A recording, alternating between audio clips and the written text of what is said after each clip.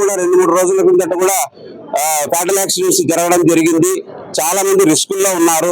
కాబట్టి వారి కుటుంబాలకు ఆసరాగా ఉండడానికి పెన్షన్లు కల్పించడం కానీ, కాంట్రాక్ట్ ఉద్యోగులకు రెగ్యులరైజ్ చేయడం కానీ చేయవాలని చెప్పి గ్రేడ్ 2 JLMs కి సంబంధించి వాళ్ళని 2019లో సచివాలయం కింద వాళ్ళను రిక్రూట్మెంట్ చేసుకోవడం జరిగింది. వాళ్ళు డిపార్ట్మెంట్ మా ఎలక్ట్రిసిటీ డిపార్ట్మెంట్ కి సంబంధమా లేదా సచివాలయం సంబంధమా అనేది ఇంతవరకు కూడా తేల్చలేదు. దయించి అది కూడా మా డిపార్ట్మెంట్ కే విలీనం చేసి మాకున్న శాంక్షన్ పోస్టుల్లోనే వాళ్ళని కూడా తీసుకొని వాళ్లకు కెరీర్ పరంగా కావచ్చు లేదా వాళ్లకు వేతనాల పరంగా కావచ్చు ఎలక్ట్రిసిటీ డిపార్ట్మెంట్ జీతాలే కల్పించి ప్రమోషన్లు కల్పించమని ముఖ్యంగా ఈ వారం నుంచి చేస్తున్న ధర్నా కార్యక్రమాల్లో ఇవి ముఖ్యమైన డిమాండ్లు అని చెప్పి తెలియజేసుకుంటాం సార్. నూతన రెగ్యులేషన్స్ 2019 నుండి నూతన రెగ్యులేషన్స్ ఏవైతే ఇంప్లిమెంట్ చేశారో అంటే ఇంతకుముందు మనకు ఏవైతే మా రెగ్యులర్ ఎంప్లాయీస్ కి లాగా పే స్కేల్ కాకుండా కొత్త పే స్కేల్ ని ఇంప్లిమెంట్ చేసి వాళ్ళకంతా 15,000 రూపాయలతో మొదలుపెట్టి రికవరీస్ అన్ని పోను 12,000 రూపాయలు మాత్రమే ఇస్తున్నారు.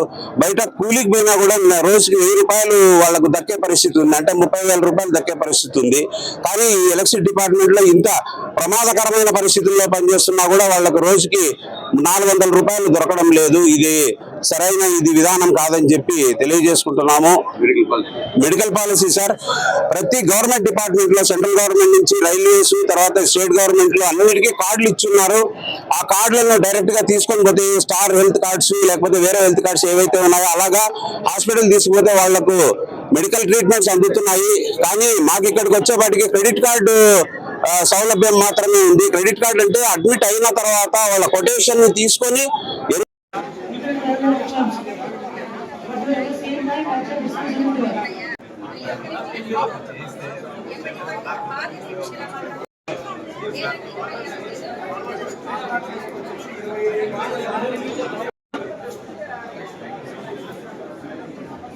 అయితే అతి తక్కువ వేతనంతో కాలం వెల్లదీస్తూ మమ్మల్ని నిరంకుశంగా పనిచేపిస్తూ ఉన్నారు.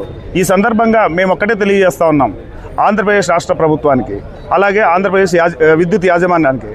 ఏదైతే గౌరవ అధికారులు 2014 కావచ్చు 2018 సమ్మె జరిగినప్పుడు కాలయాపనతో కూడిన కమిటీలు వేశారు. ఆ కమిటీల్లో భాగంగా ఏదైతే 30/10/2017 ఏదైతే అప్పుడు విద్యుత్ యాజమానిగా ఉన్న అధికారులే ఈరోజు మాకు అన్నం పెట్టే స్టేజ్లో ఏదైతే ఆ రాష్ట్ర ప్రభుత్వంలో ప్రధాన భూమికి ఉపయోగిస్తున్నారు అవాళ ఏదైతే ఈ లెటర్ని రాష్ట్ర ప్రభుత్వానికి రాశారు. కానీ అందులో డైరెక్ట్ పేమెంట్ ఇవ్వచ్చు, సమాన పనికి సమాన వేతనం ఇవ్వచ్చు అని చెప్పి ఆ అధికారులే ఈరోజు పెట్టే స్థితిలో ఉన్న ఈ యొక్క లెటర్ని పక్కన పడేస్తూ ఉన్నారు. ఆంధ్రప్రదేశ్ రాష్ట్ర ప్రభుత్వానికి మేము ఒకటే తెలియజేసుకుంటున్నాం, ఆంధ్రప్రదేశ్ విద్యుత్ యాజమాన్యానికి ఒకటే తెలియజేసుకుంటున్నాం.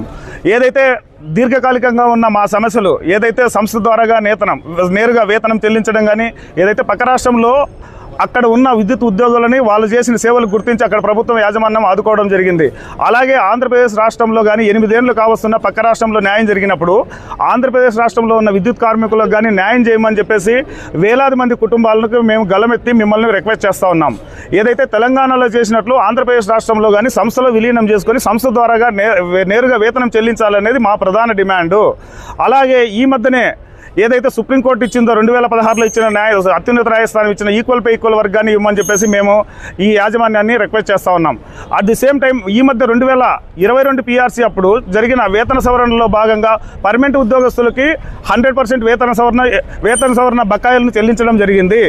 మేము కూడా ఏదైతే 33/11 kV సబ్స్టేషన్ నుంచి EHT సబ్స్టేషన్లో 220 kV 130 kV 400 kV సబ్స్టేషన్లో పనిచేస్తున్న వేలాది మంది కార్మికులు సంస్థ కోసము ప్లస్ అక్కడ ఉన్న సబ్స్టేషన్ల కోసము కాపలాదారుగా ప్లస్ ఉద్యోగిగా పనిచేస్తూ ఉన్నా మా మీద కనికరం లేకుండా ఈరోజు విద్యుత్ యాజమాన్యం ఏదైతే అరియర్ని మీకు ఇచ్చేది లేదు అనే మాట చెప్తా ఉంది.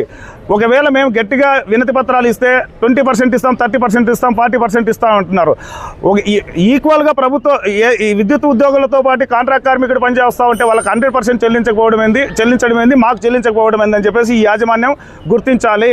ఏదైతే మా దీర్ఘకాలిక సమస్యలపైన త్వరితగతంగా పరిష్కారం చేస్తే ఓకే, లేదంటే రాష్ట్ర జేఏసీ విద్యుత్ పవర్ జేఏసీ ఇచ్చిన కార్యాచరణలో కాంట్రాక్ట్ కార్మికులు భాగస్వాములమై భారీ ఎత్తున ఉద్యమం చేసేదానికి మేము వెనుకడుగు వేయబోమని చెప్పేసి ఈ యాజమాన్యానికి తెలియజేసుకుంటున్నాం.